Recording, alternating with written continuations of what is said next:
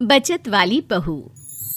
बचत करना और पैसों को बुरे वक्त के लिए जमा रखना बहुत अच्छी बात है, लेकिन इसे किस हद तक करना है ये सोचने वाली बात है। शिल्पी पड़ोसी शिखा के घर पर है। आय हाय, कितना ठंडा ड्राइंग रूम है तुम लोगों का। मैं तो यहीं दरी बिछाकर लेट रही हूँ। बच्चे स्कूल से आ जाए फिर ही जाऊंगी अपने घर। हाँ हाँ शिल्पी, क्यों नहीं, आराम करो। सब ठीक तो है ना? तुम लोगों के घर का एसी नहीं चल रहा है क्या? अरे नहीं चल रहा है, बस घर में अकेले मन नहीं लगता। बच्चे नहीं है ना, और ये तो गए हैं ऑफिस। खैर, ये शिल्पी का काम था, जहां से जितना बच जाए बचा लेती महीने के अंतिम दिन। वाह, इस बार की गर्मी में 2000 रुपए कम आए हैं।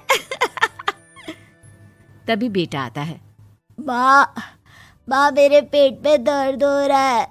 ये पीठ पे देखो ना, छोटे छोटे दाने भी हो गए। अरे, इसे लेकर तुरंत डॉक्टर के पास चलो। ये क्या हो रहा है? घमोरी क्यों हो रही है? और पेट में दर्द भी तो सही बात नहीं है। वो लोग डॉक्टर के पास जाते हैं, जहाँ डॉक्टर बच्चे को देखता है और दवा लिख कर देता है। देखिए, इसे गर्मी से बचाइए। आप लोग तो अच्छे पैसे वाले लगते हैं। घर में ऐसी नहीं है क्या? बच्चे को गर्मी से एलर्जी है।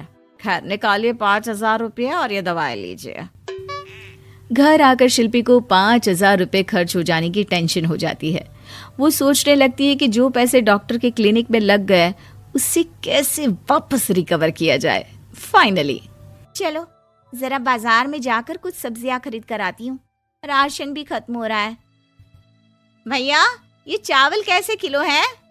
मैडम, ये 40 रुपए, ये 50 और ये 70 वाला। अरे बहुत महंगे से हैं, कोई सस्ता सा दिखाओ ना।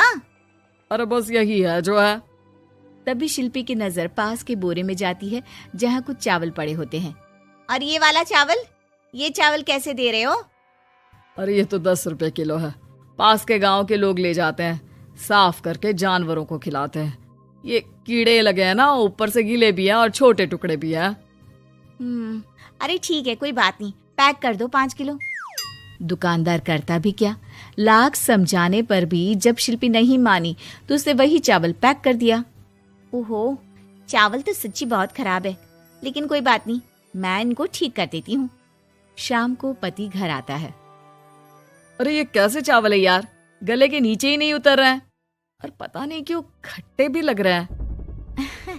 वो ना चावल थोड़े सस्ते वाले हैं, वैसे सबने खाया, किसी ने कुछ नहीं कहा।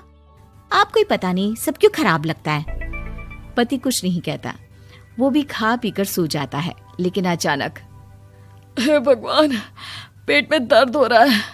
शिल्पी, क्या हो रहा है? मुझे डॉक्टर के पास जाना होगा। पति फिर उसी डॉक्टर के पास जा पहुंचता है। लगता है आप लोगों ने एसी चलाना शुरू नहीं किया। खैर, आइए टेस्ट करते हैं। फिलहाल तो 10,000 देकर आप भर्ती हो जाइए। पति अस्पताल में भर्ती हो जाता है और उसके सारे टेस्ट होते हैं। 3-4 दिन अस्पताल में रहने के बाद जब पति घर आता है तो वो शिल्पी पर जोर से चिल्लाता है। तुमने जो चावल खिलाए थे वो फंगस लगे हुए थे। तुम जानती हो, ऐसा चावल तो जानवरों को भी खाने के लिए नहीं देना चाहिए। अरे कैसी बात कर रहे हो, वो तो जानवरों के लिए ही थे।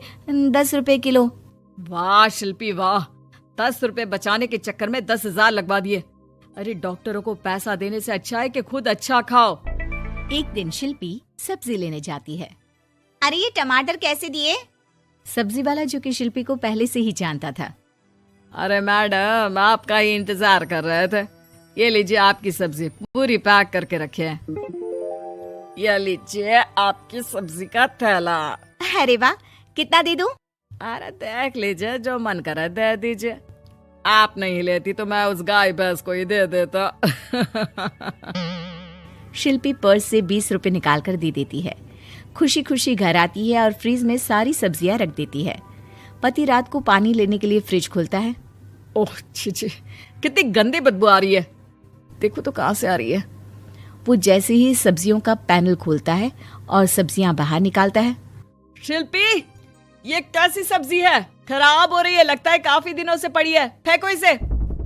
ओ भगवान, ये कैसे खराब हो सकती है? मैं तो आज ही लेकर आई हूँ। जरूर तुमने पैसे बचाने के लिए सस्ते दामों में खरीदी होगी, है ना? आपको कैसे पता? अरे अच्छे से जानता हूँ तुम्हें।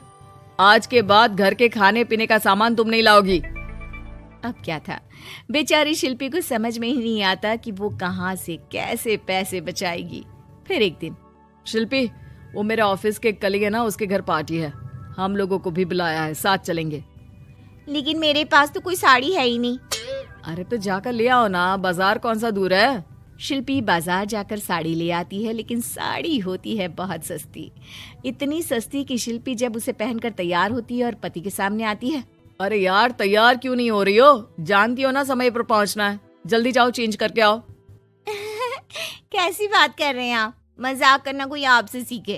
अरे नई साड़ी तो पहनी है मैंने। खैर, दोनों पार्टी में जाते हैं, जहाँ एक काम वाली शिल्पी के पास आती है। मैडम, ये जो हाथ में झूठा ग्लास है ना, दे दो, बर्तन धोने के लिए ले जा रही हूँ। अरे शिल्पी, आपकी और इस काम वाली की साड़ी तो बिल्कुल एक जैसी है। नहीं, मेरी साड़ी का कपड़ा थोड़ा ज्यादा अच्छा है। ये वाली भी मिल रही थी, लेकिन मैंने ली ही नहीं। क्या फायदा, हल्का कपड़ा जल्दी फट जाता है। ये वाली तो कुछ ज्यादा ही सस्ती है। सभी कामवाली की बात सुनकर शिल्पी पर जोर जोर से हंसने लगते हैं। दूर खड़ा शिल्पी का पति सबको हंसते हुए देख रहा होता है और कामवाली की साड़ी शिल्पी की साड़ी जैसी ही दिखती है, ये भी देखता है। पार्टी खत्म होने के बाद दोनों घर आते हैं। मैंने क्या कर दिया, मुझे बिल्कुल अच्छा नहीं लगा। मैंने जरा से पैसे बचाने के चक्कर में कितनी बेइज्जती करवा ली। आज के बाद कभी कंजूसी नहीं करूंगी। चलो, देर आए दुरुस्त आए।